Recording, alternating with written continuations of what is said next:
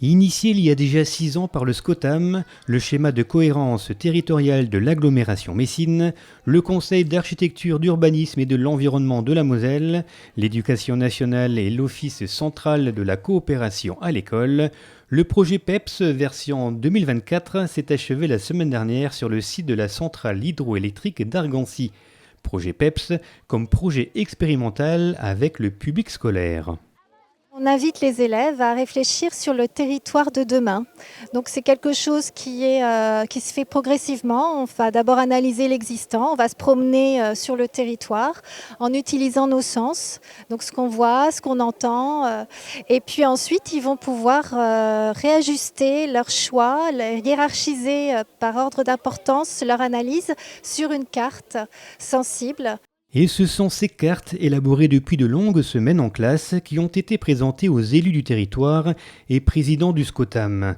Parmi ces élèves de Vitry-sur-Orne, de Talange et de Romba, les CE2 et CM1 de l'école de la Ville-Basse, tout heureux et heureuses de présenter leur territoire de demain. La question que je vous pose, c'est de savoir si vous trouvez que la cour est trop bétonnée. Non, elle est bétonnée, mais il y a des arbres. Ah d'accord. Oui. En fait, c'est bétonné et il y a des bancs, où il y a des bancs, où il y a de la terre et il y a des arbres. On a parlé des espaces verts, on a fait un jeu sur la carte avec Marie. Après, on a fait plein d'ateliers dans l'école et c'était bien. Donc on a voulu s'inspirer un peu de ça et on a fait la carte. Chacun donnait une idée et à la fin...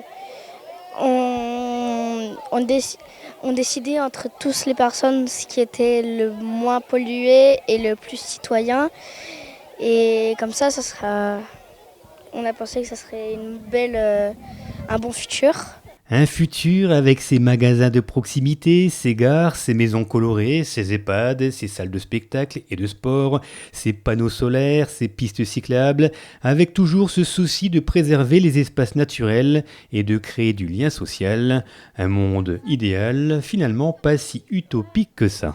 Ça nous semble important au niveau du SCOT que les plus jeunes générations se saisissent de ce type de sujet. Et imagine les choses et puis ils nous montrent aussi comment ils les voient parce que parfois c'est extrêmement étonnant quand on lit avec eux la carte de la commune, on s'aperçoit que nous les adultes et souvent les élus, on ne voit pas les choses comme eux.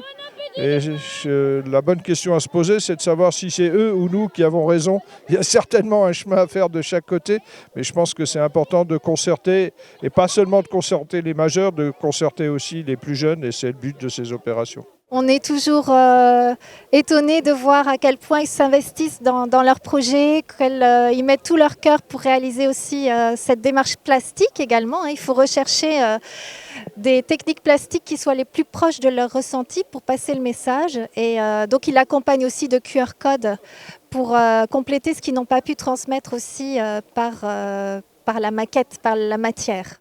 Et dans la période actuelle que nous vivons, avoir l'exemple de jeunes, d'enfants, parce que ce sont encore des enfants, qui se mettent ensemble pour travailler et pour réfléchir ensemble à leur environnement en plaçant différents éléments, un stade, une école, un lac, une église, une mosquée, etc.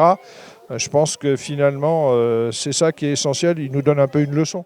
Cette journée de présentation a également été l'occasion pour ces élèves de participer à différents ateliers. Au bord de la Moselle, avec le syndicat mixte Moselle-Aval, avec l'UEM et cette impressionnante visite de la centrale hydroélectrique, ou encore avec l'association Torcol qui a fait découvrir aux enfants la faune et la flore présentes sur cet espace naturel sensible. Des ateliers et une journée qui sont venus clôturer un projet pédagogique et une belle expérience collective au cœur de notre territoire.